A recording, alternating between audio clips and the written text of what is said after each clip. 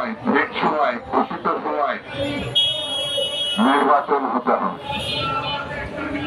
বেশিরভাগ নতুন করে মাথা তোলার চেষ্টা করছে। আপনারা লক্ষ্য করবেন দেশের ভিতরে এবং দেশের বাইরে বেশিরভাগ এবং তাদের দোষরা যেভাবে বিভিন্ন মিডিয়াতে কথা বলছে, বিভিন্ন ভাবে চলাফেরা করছে, ইঙ্গিত দিচ্ছে, সেটা গণতন্ত্রের জন্য অশুভ। স্বৈরতন্ত্রের পতন হয়েছে তার অর্থে এই নয় সবকিছু আমরা অর্জন করে ফেলি। স্বৈরতন্ত্রের পতন হয়েছে গণতন্ত্রের লক্ষ্যে, মুক্তির লক্ষ্যে, স্বাধীনতার লক্ষ্যে, অধিকারের লক্ষ্যে। সেই অধিকার এক্সট্রিম মশার কয়েল প্ল্যান্ট ফাইবার দিয়ে তৈরি, তাই সহজে ভাঙে না, সুগন্ধিযুক্ত ও নিরবিচ্ছিন্নভাবে জ্বলে। ডেঙ্গু, চিকুনগুনিয়া বাহি সহ যে কোনো মশার বিরুদ্ধে দেয় এক্সট্রিম সুরক্ষা। গণতন্ত্র প্রতিষ্ঠা ছাড়া আমরা ফিরে পাব না। গণতন্ত্রের উত্তরণের জন্য গ্রহণযোগ্য, সুস্থ, স্বচ্ছ একটি নির্বাচন দরকার। সেই নির্বাচন ঘোষিত হয়েছে আগামী ফেব্রুয়ারি মাসে। জনগণ উল্লসিত হয়েছে, জনগণ প্রত্যাশা করে ফেব্রুয়ারি মাসের মধ্যেই নির্বাচন হতে হবে।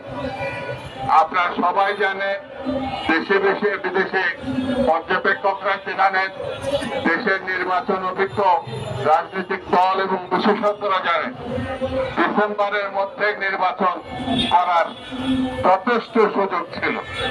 তারপরেও সরকার প্রধান হিসাবে ডক্টর ইউনূস বলেছেন তিনি একটি ঐতিহাসিক নির্বাচন ফেব্রুয়ারি মাসে করতে চান। সেই বিবেচনায় আমরা ডিসেম্বর থেকে ফেব্রুয়ারি নির্বাচন মেনে নিয়েছি। তবে সতর্ক থাকতে হবে, এই ফেব্রুয়ারি মাস যেন কোনোভাবে ক্রস না করে। কে নির্বাচিত হবে জনগণ তা নির্ধারণ করবে, তার ভোটাধিকার ফিরিয়ে দিতে হবে। গত 3টা নির্বাচনে শেখ হাসিনা বাংলাদেশের গণতন্ত্রকে কবরস্থ করেছে। শেখ হাসিনা গণতন্ত্রকে শুধু কবরস্থ করেছে এটাই বড় কথা না, এই মহিলা বাংলাদেশে গণহত্যা চালিয়েছে, আমাদের ছেলে মেয়েদেরকে হত্যা করেছে, আমাদের সম্পদকে লুণ্ঠিত করে বিদেশে পাচার করেছে।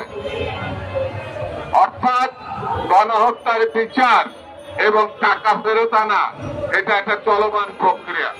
এই প্রক্রিয়ার মধ্যেই নির্বাচন হতে হবে, নির্বাচিত সরকার প্রতিষ্ঠা করতে হবে। যারা আরোগ্য কাজ বিচারকে এগিয়ে নিয়ে যাবে, লুণ্ঠিত অর্থকে দেশে ফিরিয়ে আনবে, প্রয়োজনীয় সংস্কার চলমান থাকবে, এটাই সব থেকে বড় কাজ। সেই জন্য বন্ধুরা আজকে স্পষ্ট করে বলি, গণতন্ত্র নিয়ে যদি কেউ টালবাহানা করে, নির্বাচন নিয়ে যদি কেউ টালবাহানা করে, তাহলে বুঝতে হবে তারা স্বৈরতন্ত্র এবং ফ্যাসিবাদকে ফিরিয়ে আনতে চাচ্ছে। সেই জন্য আমাদেরকে সাবধান থাকতে হবে। জনাব তারেক রহমান সাহেবের নেতৃত্বে তিনি যেভাবে 16 বছর নেতৃত্ব দিয়ে ফ্যাসিবাদ মুক্ত করেছে বাংলাদেশকে, এবং তার নেতৃত্বে বাংলাদেশের নির্বাচিত সরকার আমরা প্রতিষ্ঠা করতে চাই। সেই জন্য আমাদের ঐক্যবদ্ধ থাকতে হবে দেশনেত্রী বেগম খালেদা জিয়া এবং তারেক রহমানের নেতৃত্বে। তাহলেই আমরা আমাদের আরোগ্য কাজ শেষ করতে পারব।